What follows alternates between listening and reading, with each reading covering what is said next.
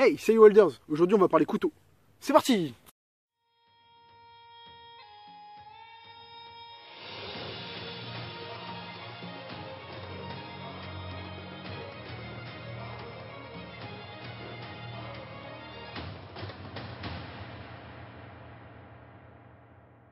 Donc, on va entrer directement dans le vif du sujet. On commence avec la première lame, à savoir un tomahawk, le Cold Steel, le frontier de chez Cold Steel, pardon. Donc ça reste un tomahawk, hein, je trouve qu'il n'a pas une grande pénétration dans le bois, donc voilà. Je le garde parce que bon, c'est pour le folklore quoi. Mais c'est tout. Pas un grand coup de cœur sur celui-ci. Je vous mettrai les liens que je retrouve en description. N'hésitez pas à aller acheter un coup d'œil. Ensuite, on continue sur les haches. J'en ai pas beaucoup, ça va aller vite. Donc, ma hache de chez Ultafort. Donc, Ultafort, un petit mot, c'est pas forcément une marque qui est hyper cotée, hein, mais qui fait des produits de très bonne qualité. À savoir que cette hache, je me souviens même plus c'est quoi. Non, je me souviens plus c'est quoi le modèle. Mais c'est une super hache et j'ai dû l'acheter 35 €.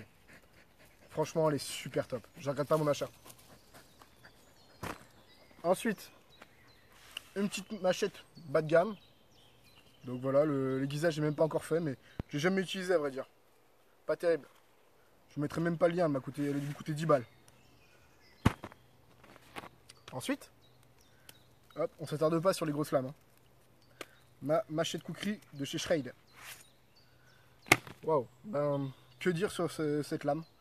C'est une super lame, franchement il n'y a pas à chier, la prise en main est super. Que ce soit devant, juste ici, ou même à l'arrière pour des coupes à la volée, c'est vraiment top. Pareil, j'ai pas eu un grand coup de cœur. J'avoue que travailler avec une lame qui est un petit peu biseautée comme celle-là, qui est un petit peu pas droite disons, j'ai pas forcément accroché, mais disons que je la garde parce que bah, c'est un cadeau. Voilà, sans plus. A savoir qu'elle est fournie avec une pierre aiguisée et un fire steel. Ensuite, le dernier arrivé, le Young Glass de chez Easy.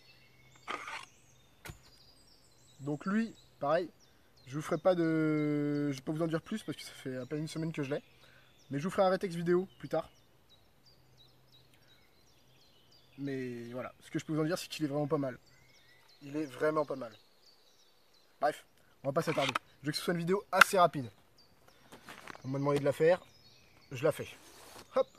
Ensuite, comme toute personne qui se respecte, un bon cabar.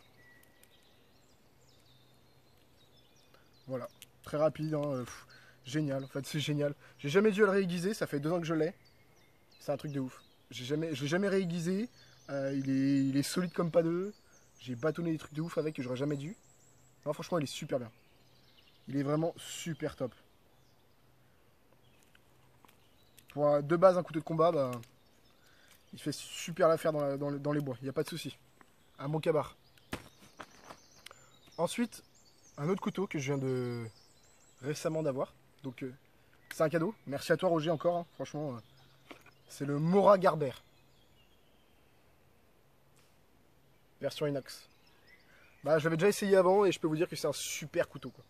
Vraiment un super couteau, il n'y a pas à chier. Le fait déjà que le dos de la lame soit à 90 degrés, donc ici, c'est vraiment vraiment agréable. D'ailleurs Roger a une chaîne YouTube, je vous la mets en description, n'hésitez pas à aller la voir, elle est super intéressante. Merci encore à toi Roger. Ok, donc on va changer un peu d'angle, parce que sinon je sais que vous vous faites chier et vous restez pas jusqu'à la fin. Mais courage, c'est bientôt fini. Allez, on est reparti. Donc là, Mora robuste. Très simple, pas cher, efficace, un Mora. Tout simplement. Petit cadeau de Philippe. Merci Philippe. Là, un couteau style scandinave, finlandais, pareil. Alors, bas de gamme, hein, je vous le dis direct. J'ai dû acheter 25 balles. Mais waouh, ce qu'il est résistant. Il est aussi résistant que son manche n'est pas agréable à prendre en main. Et je peux vous dire que c'est pas agréable. Non, franchement, il est hyper solide. J'ai bâtonné avec de ouf. J'ai jamais aiguisé en fait celui-là non plus, tiens. Il a quand même un bon tranchant. Il a vraiment un bon tranchant. Bref, je vais pas m'attarder là-dessus. Du bon matériel. De toute façon, si je vous dis rien sur ce matos, c'est parce que y a rien à dire. je garde pas de la merde. Si c'était de la merde, j'aurais vendu déjà. Hop, Gerber, c'est ton arme. Donc voilà. Un des seuls couteaux de chez Gerber que j'apprécie. Le Gerber, c'est ton arme. Il est juste au top. Pareil, hyper solide. J'ai jamais aiguisé non plus. J'en ai demandé plein de trucs différents, autant creuser, autant bâtonner, autant plein de trucs différents et jamais aucun souci. Ensuite, mon couteau que j'ai tous les jours sur moi, le le Mora Heavy Duty, voilà. Mora Heavy Duty avec le petit étui que m'a offert Cyril. Merci à toi Cyril. Bon bah c'est du Mora, qu'est-ce que vous voulez que je vous dise de plus? Super solide, efficace. Pareil, ça garde son tranchant. Ça garde son tranchant et c'est top. Alors oui, j'aime bien préciser que ça garde son tranchant parce que moi je déteste aiguiser. Hein. D'ailleurs, s'il y en a qui se posent des questions, comment aiguiser, etc., il y a plein de vidéos sur YouTube. Et il y a pas longtemps, il y a Alexis Bru qui a fait une petite série de vidéos sur les couteaux. Et dedans, il y a une série qui parle de l'aiguisage des couteaux. Je vous mettrai le lien en description. C'est intéressant aussi. Allez, bientôt fini. Hop. On a également le Easy Izula 2. Alors voilà, ça c'est... Généralement les gens utilisent en petit neck, un petit couteau de cou. Moi je préfère l'avoir au niveau de la ceinture, c'est-à-dire qu'il est tout le temps sur moi, à ce niveau-là. Toujours couteau, toujours prêt à dégainer. Hop. Ensuite,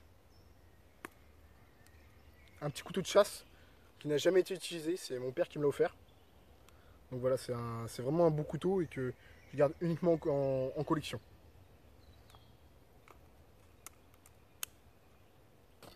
Ensuite, un super couteau. Voilà, c'est le Muela. Je sais pas si vous l'avez déjà vu dans une de mes vidéos, si je crois d'ailleurs. Le Muela Kodiak. Il est vraiment top. Super couteau. Pareil. Je suis pas un pro des couteaux, je vais pas vous sortir des trucs chelous et tout, mais pareil. Je connais pas l'acier et tout, je m'en fous, je sais que ça dure. Je sais qu'il est hyper solide, hein, il prend toute la lame. Le manche est juste fixé par-dessus. D'accord, avec 2 rivets. Tac tac. Voilà, hyper solide. Il m'a coûté 45 € je crois. Donc le Muela Kodiak. Au top. Allez, on enchaîne. Ensuite, un petit carambit. Voilà, c'est juste pour le style. Hein. Je suis pas un grand fan du combat au carambit. Puis perso, si je peux éviter un combat au couteau, j'évite. Hein. Hop. Ensuite, on passe sur un objet coupant qui me quitte jamais. Ma scie Bako. Franchement, cette scie, c'est le feu de Dieu. Je vous promets. Hein. Bon, sauf depuis que Sébastien l'a tordu. Merci Sébastien. Mais en vrai, elle est super top. Super top. Ça fait 2-3 ans que je l'ai, je crois. Elle est au top. Allez, on enchaîne. Ensuite, mon petit mot raccroche. Voilà. Basique, rien à dire. Au top. Les deux côtés sont tranchants pour celui-là.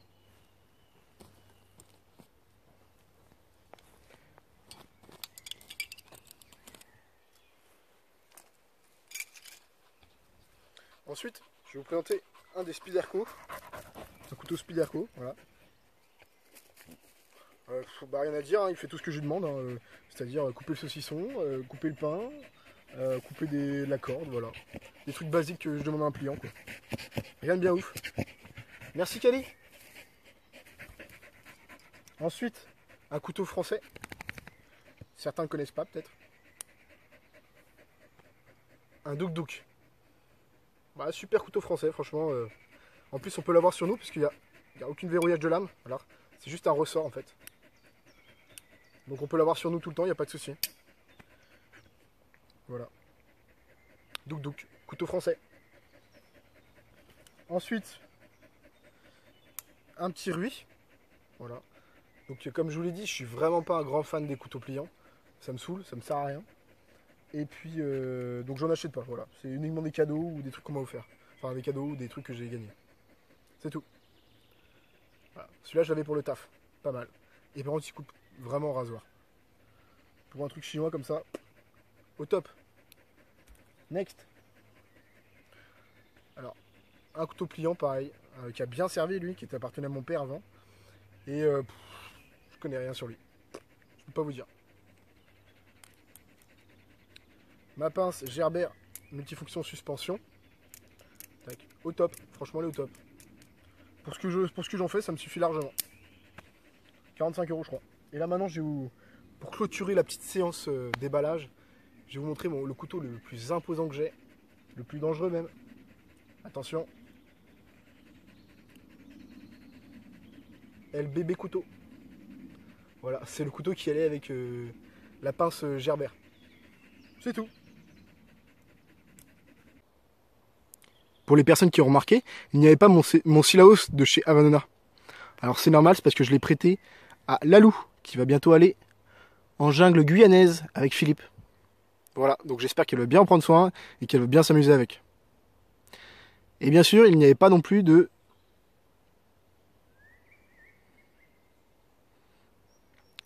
Et bien sûr, il n'y avait pas non plus d'Opinel. Alors c'est normal, c'est pas que je hais Opinel, hein, c'est juste que j'ai oublié de le prendre chez moi. Voilà, mea culpa. J'espère donc que cette vidéo vous a plu. Elle a été rapide, j'espère, pas trop chiante. Vous me direz en commentaire. J'ai également remarqué que 90% des personnes qui regardent mes vidéos ne sont pas abonnées. Donc voilà, dites-moi en commentaire pourquoi vous ne vous abonnez pas. Ou s'il y a une raison particulière. S'il n'y a pas de raison, je vous invite à le faire. Pour me soutenir.